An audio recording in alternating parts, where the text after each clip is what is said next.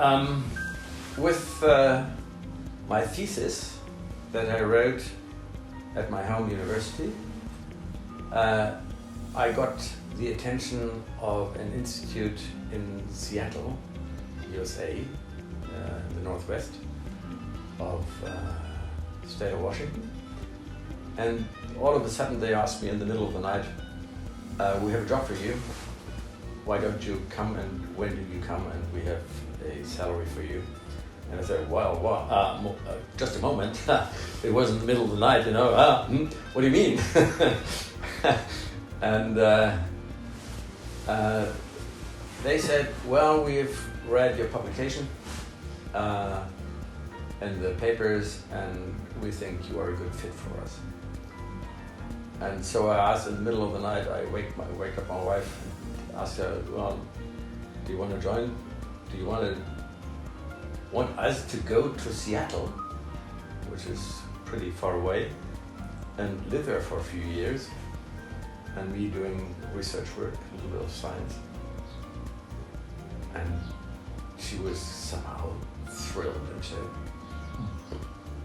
yes. And so we did.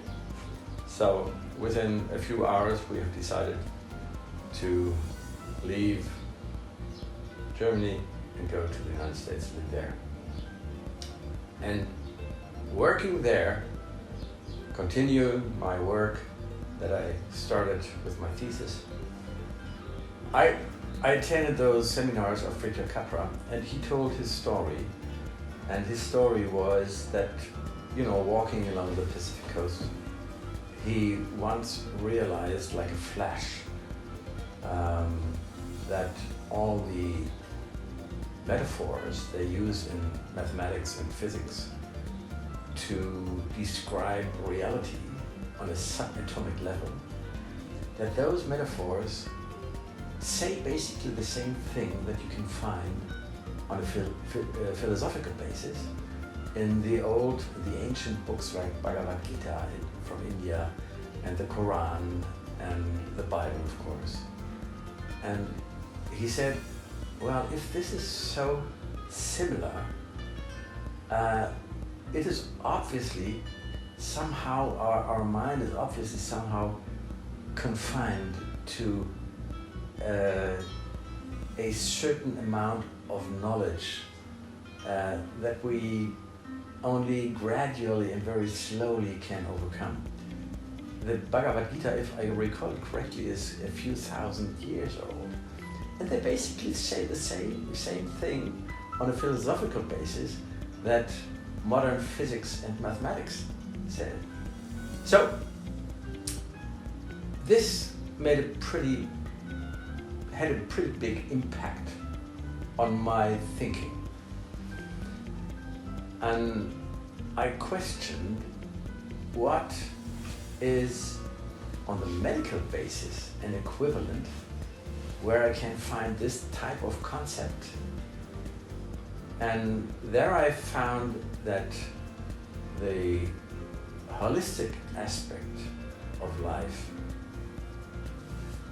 looking at humans and animals and plants, from a perspective that it all belongs together and that we cannot separate it from each other.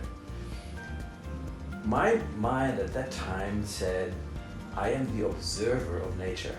I'm the observer of patients. I'm the observer of disease. I'm the observer of everything. You know, me being not a part of, but being a part away from, being separated from what I observe. And this is something that modern physics say for now many decades. The observer of a phenomenon is part of the phenomenon, and he is not merely the observer looking at from a distance, but he is always part of what he observes, he or she.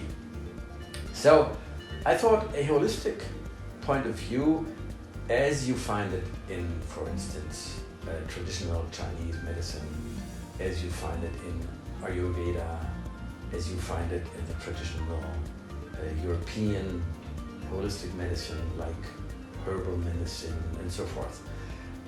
I included this into my way of handling health and disease situations. And this had a tremendous, it really widened my perspective and it widened my possibilities to help people, medically speaking. And this is basically an aspect that I added to what I had learned so far. I did not want to be alternative. I wanted to be holistic in the way that if somebody breaks his leg, of course he gets modern surgery. If somebody has a heart attack, of course he receives this stent or whatever is required. But apart from that, I have more aspects to life available by including and not excluding holistic aspects.